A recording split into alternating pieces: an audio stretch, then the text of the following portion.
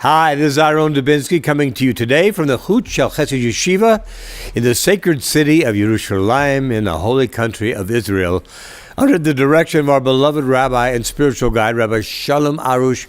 May Hashem bless him always. I don't usually have a title for my shiurim, but today's got a title, and the title is Pictures on the Wall. When we move into a new place, furnished or unfurnished, usually we find that the only thing on the wall is paint. So we put things on the wall. What do we put on the wall? Well, some of us put up landscapes, some put up seascapes, but many people put up pictures of people that are important to them in their life, people in their family, people who are alive, people who have passed on, people who are tzaddikim, to remind us to strive for the best that we can do in everything that we do, to keep sacred, to keep holy our lives the way they were intended to be. That's how we come into this world, and that's how we're supposed to keep striving. So we have these pictures. Now we have the pictures for a variety of reasons.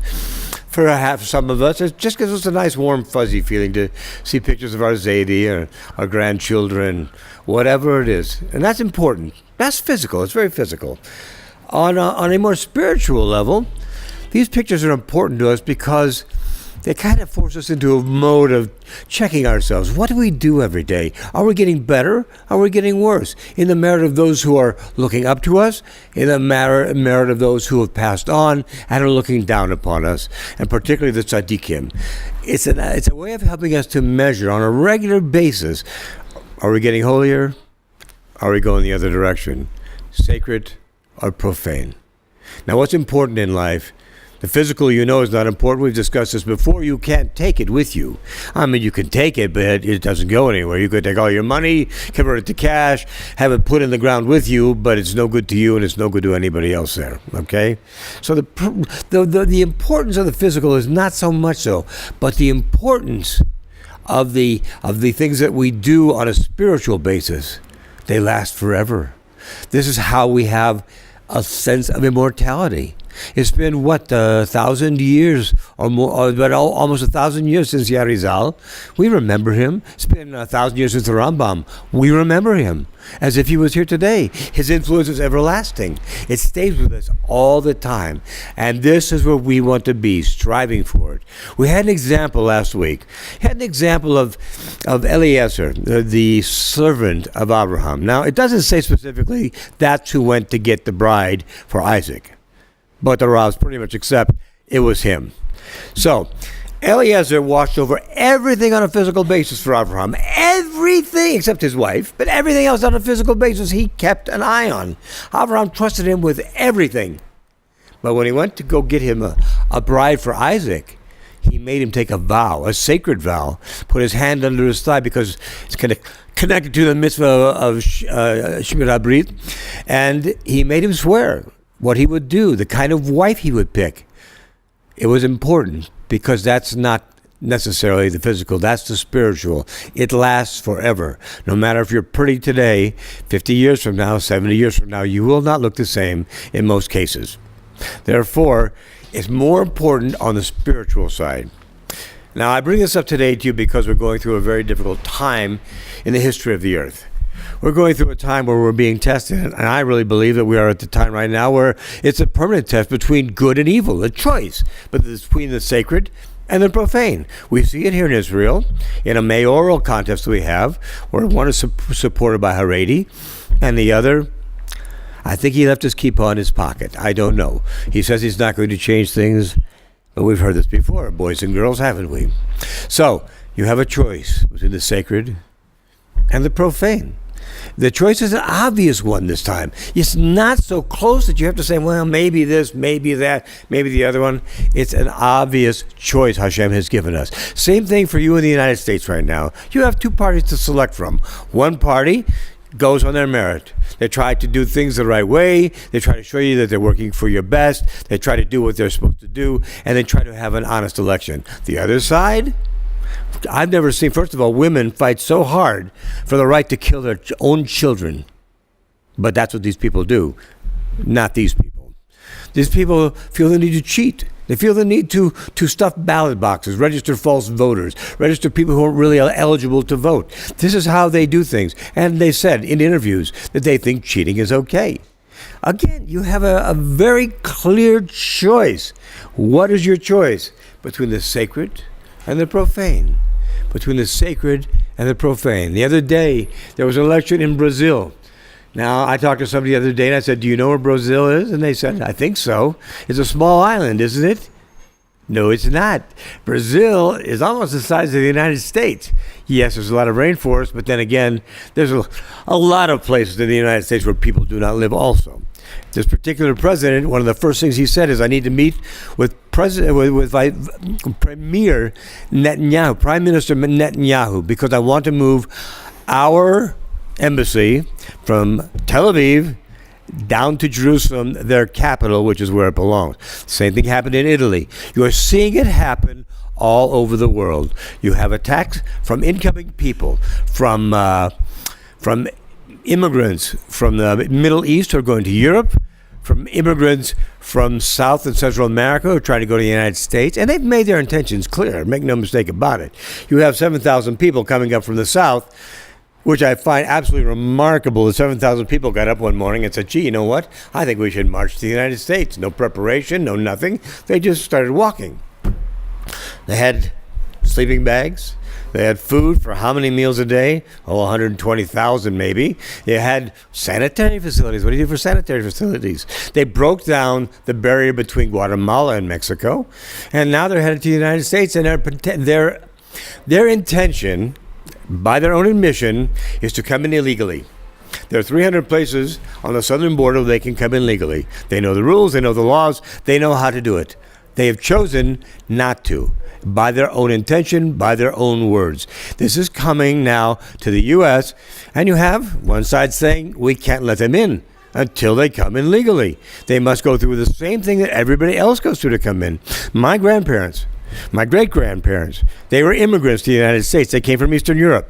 When they came to America, there was no welfare. There was no Medicaid. There was no Section 8 housing. There was no free education. There was nothing. They came, and when they came, they had to prove that somebody would vouch for them. They had work waiting for them. They had jobs. This is how you come to a new country. On the other side, you have people coming to a new country waving the banner of their old country and burning the flag of the country they want so badly to be in. The choice, my friends, has never been so clear. And it's a choice we're all going to have to make in America tomorrow on the 6th, and in Israel next week. We have a runoff. We have been given a choice, but it's no longer muddied up. It's no longer something that we have to wade through and see what does this side stand for and what does this side stand for. You can tell what the two sides stand for because they've said it with their own mouths. They've said what they want, and we now know this is what they're trying to do. Now, in this week's Parsha coming up, we have two children that are born, twins. And every time they walk past a house of idolatry, one kicks. And every time they walk past a house of learning for Jewish learning, one kicks. And their mother, Rivka, finally says to Hashem, what's going on in my life? And he says to her that you have two forces inside of you. One goes towards idolatry and one goes towards our teachings. The younger will be ruling over the older. That would be, by the way, that'd be Yaakov ruling over Esau. And as we see, that's exactly what happens. He says also, but Esau, the older, will be able to throw off the yoke that holds him in a way to get back on top if Yaakov does not do what he's supposed to do. We have been given a mandate. Our mandate is to live a sacred life, to get more and more holy with each and every day. Now, I'll be the first to admit, it is not easy. And we also have the problem that we slip back sometimes. We slip back for a minute or an hour or a day. Sometimes even a week. I hate to even say that, but it happens to us. Why? We're human. That's why we have teshuvah, to bring us back. As we've discussed before, teshuvah was one of the 7 things that was created before the universe was created, and it was done that way because Hashem knew that we could not survive without the teshuvah. So on an everyday basis, we do teshuvah. Why do we do it every day? Because it says do teshuvah on the last day of your life. And since we do not know what the last day of our lives will be, we do teshuvah every day. So because we don't know what will be the last day of our lives, this is how we keep moving forward. This is how we keep going towards the sacred. This is how we keep going away from the profane. These are the choices we have to make on a daily basis. We know where people are. We know by what they say. More importantly, we know by what they do. Do they help the situation? Do they hurt the situation? Does the President of the United States recognize Jerusalem as the capital of Israel? Because it is, because we in Israel call it the capital of Israel. He does. And he's happy to move his embassy here. Now Brazil is going to follow him. Guatemala is going to follow him. Everybody is going to follow him. He is taking the United States back to a place where they're now, well, let's say that they're controlling a little bit how the world thinks and trying to drive them into a more compassionate type of a life, a more holy type of a life, and away from the thievery, the stealing, etc., etc. Again, my friends, the choice is always going to be yours. You know what you believe. You know who you want to vote for. What I would tell you is be careful and make your choice wisely. This could be, and I believe it might be, the ultimate battle between good and evil. And what better time to do this than right before Kislev, the holiday of Hanukkah?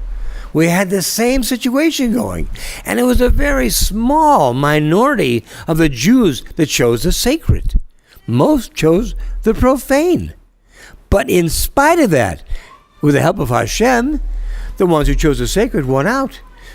We have the chance to do the same thing. It's an important decision we make as we go into vote. It's a good thing that we have the right to vote. Many countries do not afford their people that right. We have the right. Let's use it wisely. Let's think about it. Let's bring about the sacred, push away the profane, and help bring the coming of Moshiach Tzidkenu speedily and in our days in the building of the third Made Mikdash. Amen. Have a wonderful week this week. Vote wisely.